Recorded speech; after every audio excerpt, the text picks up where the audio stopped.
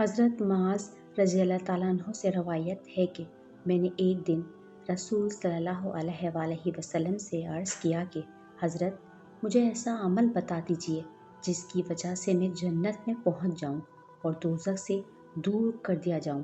آپ نے فرمایا تم نے بہت بڑی بات پوچھی ہے، لیکن بڑی اور بھاری ہونے کے باوجود وہ اس بندے کے لیے آسان ہے جس کے لیے اللہ تعالیٰ اس کو آسان کر دے اور توفیق دے دے۔ لو سنو، سب سے مقدم بات تو یہ ہے کہ دین کے ان بنیادی مطالبوں کو فکر اور اہتمام سے ادا کرو، اللہ کی عبادت کرو اور اس کے ساتھ کسی کو شریک نہ کرو، اور اچھے طریقے اور دل کی توجہ کے ساتھ نماز ادا کیا کرو اور زکوٰۃ دیا کرو اور رمضان کے روزے رکھا کرو اور بیت اللہ کا حج کیا کرو۔ پھر فرمایا کہ میں تمہیں خیر کے دروازے بھی بتاؤں؟ گویا جو کچھ آپ نے بتلایا یہ تو اسلام کے ارکان و فرائض تھے۔ اس کے بعد آپ نے فرمایا تم چاہو تو میں تمہیں خیر کے اور دروازے بتلاؤں۔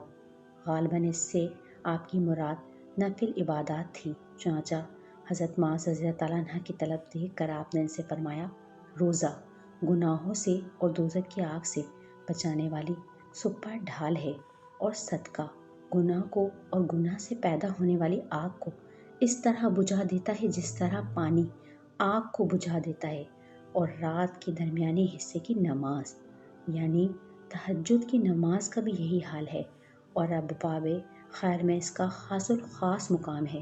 اس کے بعد آپ نے تہجد اور صدقے کی فضیلت کے سلسلے میں سورہ سجدہ کی آیت پڑھی۔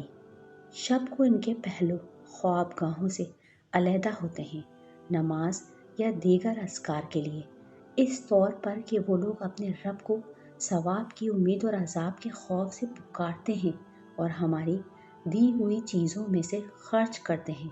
سو کسی شخص کو خبر نہیں کہ کیا کیا آنکھوں کی ٹھنڈک کا سامان ایسے لوگوں کے لیے خزانہ غیب میں موجود ہے، یہ ان کو ان کے اعمال نیک کا صلہ ملا ہے۔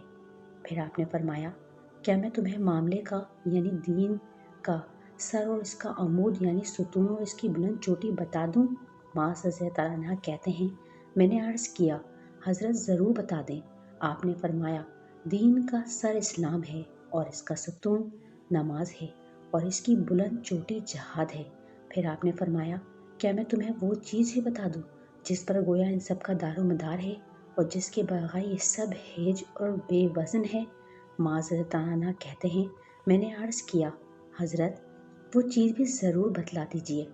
بس آپ نے اپنی زبان پکڑی اور فرمایا اس کو روکو، یعنی اپنی زبان قابو میں رکھو، یہ چلنے میں بے باک اور بے احتیاط نہ ہو۔ معاذ رضی اللہ تعالیٰ عنہ کہتے ہیں میں نے عرض کیا حضرت ہم جو باتیں کرتے ہیں کیا ان پر بھی ہم سے مواخذہ ہوگا؟ آپ نے فرمایا اے معاذ تجھے تیری ماں نہ جانتی، عربی محاورے کے مطابق یہاں یہ پیار کا کلمہ ہے۔ آدمیوں کو دوزخ میں ان کے منہ کے بل یا فرمایا کہ ان کے ناکوں کے بل زیادہ تر ان کی زبانوں کی بے باکانہ باتیں ہی ڈلوائیں گی۔